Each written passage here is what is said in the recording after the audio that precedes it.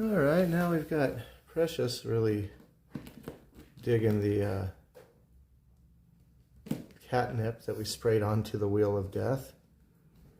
Oh, but now she's realizing the thing moves. It's an automobile. Oh my goodness. All right. What about you, little guy? Hop on up there. Yeah, hop right on up there. Ignore these ladies. Ignore this crotchety old black cat. Oh, Elizabeth.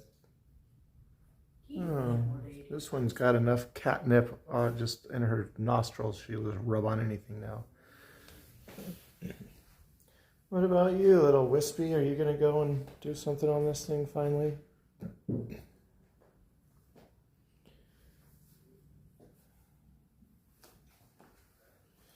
Alright, well, catnip just makes him act all drunk and